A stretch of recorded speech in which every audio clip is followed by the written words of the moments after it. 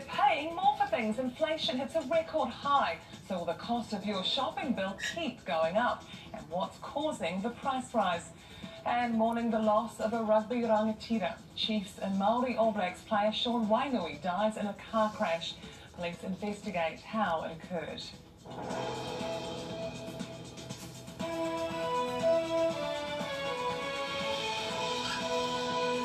Kia ora, good evening. The lockdown blues continue for Auckland and Waikato as the government confirms a major plan to fight COVID will be unveiled on Friday, including a vaccination target. Auckland will stay at alert level 3 for at least the next 2 weeks with the current lockdown restrictions in place. Waikato will also stay on level 3, but this will be reviewed on Friday. The good news for Northland, it's moving to alert level 2 at 11:59 tomorrow night. The rest of the country stays on level 2. 60 new community cases were confirmed today, 57 in Auckland and 3 in Waikato. One of those connected to the current cases. 36 of the cases have been linked. 24 remain unlinked as of 10 this morning, with ongoing investigations to determine their connection to the Delta outbreak. Oh, the One News team is standing by with reaction from across the country, and we begin tonight with Laura James in Auckland. Beautiful weather for an outdoor catch-up, and Aucklanders will be hoping the sun's here to stay because the advice was to hold where we are. The city will remain at level 3 step 1 for at least 2 more weeks. This is the best way to continue to suppress and minimise cases while we work towards high rates of vaccination. This was a good, cautious approach that's really going to protect public health in New Zealand and particularly in Auckland. So I think this is what many of us would have been expecting. But at day 62 of restrictions, many are growing weary. Been too long, longer than last year. So I'm not really that bothered. I miss school, I miss study. We're all beginning to see the cracks, but I think it's the best way forward. Not stoked, but also not surprised. With case numbers still high, some did want a short, sharp step back to level 4. And we shouldn't relax any of the controls. We should go for a circuit breaker. But the consideration that stood out for us the most was the view amongst those closest to the outbreak that this increase in restrictions would not necessarily reduce cases significantly more than the level 3 restrictions we already have. Outside of the extension, the opposition says today's announcement lacked substance. The government, though, promising more details later this week, a school update on Wednesday and what it's calling a long-term plan on Friday. We will establish a vaccination target, or as Dr. Bloomfield calls it, a milestone, for Auckland and New Zealand in order to move into that framework and to start easing restrictions. We can see Auckland's getting close to what is a very important milestone of 90%. And the reason I call it a milestone is we are not stopping there. We hope that this will give Aucklanders especially as much certainty as possible. For now, a message for everyone in the super city. And no one is in an area where the rules don't apply. We now have cases in 124 suburbs. They are across the entire geographical spread of Auckland. That means everyone, especially those who are unvaccinated, continue to be at risk. The long, hard slog set to continue for some time yet. And Laura is with us now. Kia ora, Laura. It sounds like a lot of the plans will be tied to those vaccination rates. Yes, and as we've heard, it's not about stopping at 90%. But of course, that is a mark that's been talked about time and time again. The government's been saying for weeks now that it wants to see Auckland get to having 90% of its eligible population with a first dose. And we're still 18,000 people short from that right now. But Dr. Bloomfield believes not only can we get there, but in 4 weeks we can get to having 90% fully vaccinated in Auckland. And the Prime Minister says that's important because having the vaccination opens up opportunities. Ngā mihi, thanks. Laura James in Auckland. And as we've mentioned, Waikato, like Auckland, is staying on level 3 with officials reviewing it this Friday. Jordan Rudd is in Hamilton. What's the reaction there, Jordan?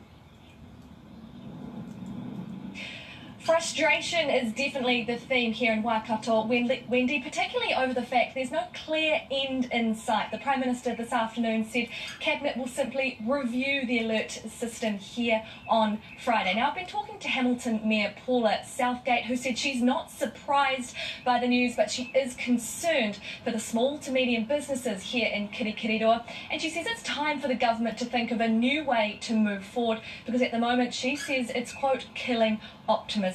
The Mayor also thinks people are getting a little bit relaxed about the rules here and says complacency is definitely becoming an issue, with reports of Hamiltonians flocking to Raglan beaches over the weekend. Now, it's worth noting that 3 of today's cases in Waikato, all of them were in Raglan, and now Paula Southgate is calling for a border between the two towns. Now, as for Waikato District Mayor Alan Sanson, he was a little bit more frank, and he definitely didn't mince his words, and I definitely can't say those words on television, but he says the restrictions are dragging on like a piece of string with a ragged end, and that it's gut-wrenching news for businesses who he says are getting hammered. So as you can tell, Wendy, a lot of frustration here in the Waikato, and everyone's very keen to hear the government's plan come Friday. All right, thanks for the update, Jordan Rudd in Hamilton. But some brighter news for those people up north. Our Northland-based reporter Helen Castles is in Kirikiri. Kia ora, Helen. More freedom from midnight tomorrow. Kia ora. Well, this has come as a real relief to people here. We've been in lockdown for almost 2 weeks, and it's cost the region's economy $26 million over the last 12 days. So businesses are definitely looking forward to opening their doors on Wednesday. I think for many, this lockdown has been particularly frustrating because we haven't had any COVID cases in the community, and it's not been detected in our wastewater systems. So people have been a little bit annoyed, and some haven't taken it as seriously as they have done with others in the past. And how is the vaccination rollout going up there? Well, Northland's vaccination rate is definitely lagging behind other parts of the country. We had a bit of a spike over the weekend, and that took us up to just over 50% of the eligible population fully vaccinated, and almost 80% have had their first jab. But we've still got 40,000 people that are eligible that haven't had a dose at all, and most of those people are under the age of 35, so we've still got a little bit of work to do. Helen Castles in Kirikiri, Northland, thanks. So, still no school for many students across Northland, Auckland and Waikato, but it was back to classrooms for those in the rest of the country. With exams fast approaching and uncertainty in the air, there are mounting concerns Auckland teenagers may be disadvantaged. Bardna Barn reports. Back with friends and diving straight into term 4 with all the extracurricular activities. But unlike these Christchurch students, those in Auckland are back to school on devices. We have been through so much, throughout last year and this year's lockdown. It has taken a toll on all of us. Auckland students have spent 13 weeks now learning from home since the nation's first lockdown. Siblings and parents pitching in, but I think students work at their best when, there's actual physical contact with the teachers in order to, retain information and understand more skills. the government will make an announcement about schools reopening in Auckland on Wednesday, and there are calls for secondary schools to be prioritised as many teenagers are getting vaccinated. Schools are looking at the planning that they have to do around the government's vaccine mandate and the testing information, and so they're really holding out for that next layer of information from the ministry. Some schools in Auckland are reporting an increase in virtual truancy as fatigue sets in. Now what we're getting into is students who are genuinely becoming so demotivated and not connecting up to online learning at all. It's really those students that were already in the middle, that this is that one extra straw that broke the camel's back. This neurologist says younger pupils will probably cope best outside of school. It's probably teenagers who are, developmentally at a time when they want to be with their peers, that are again isolated. I think are probably the ones that are more at risk from this. With NCEA exams just around the corner, time is getting tight for those still learning from home. So the airplanes are coming in really hot and the runway's getting shorter and shorter. There is disadvantage, but I guess we just have to deal with it face and head on. Students in Auckland hoping the government can stick the landing with its next announcement in 2 days. Vandana Barn, One News. And confirmation today of a new framework and system to replace alert levels. For more, let's go to Kristen Hall, who's been covering the story. Kia ora, Kristen. What did the Prime Minister have to say this afternoon? Kia ora, Wendy. Well, the government's not wanting to give too much away on this. What we know is, as we've heard, it's going to be announced on Friday, and it will be linked to vaccination rates and vaccination targets. There are still concerns, though, from several groups about this proposed traffic light system. Last week, we spoke with independent experts who had been consulted on this. Words like unworkable, not fit for purpose, too simplistic were thrown around, and some believe that it is not restrictive enough compared to our current alert level systems. Also, over the weekend, a large group of Māori leaders were consulted about this proposed traffic light plan across Friday, Saturday and Sunday. Iwi and Hapu leaders, Māori health professionals, as well as the Māori Women's Welfare League and a number of other groups were consulted on this.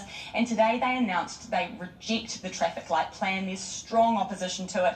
There's a number of reasons for that, but some of them are continuing concerns over Māori vaccination rates, hospitalisation capacity, as well as how positive cases will be cared for in the community. Now, I spoke to the National Urban Māori Authority Chair, Lady Tureti Moxon, about her concerns. She was consulted over the weekend, and she summed up her concerns about the traffic light plan like this. We have to be realistic, because when we came out of lockdown last time, the numbers spiked, and all the predictions are saying that it's going to get worse. It's not actually going to get better, and it's certainly going to get worse for Māori and Pacifica in particular.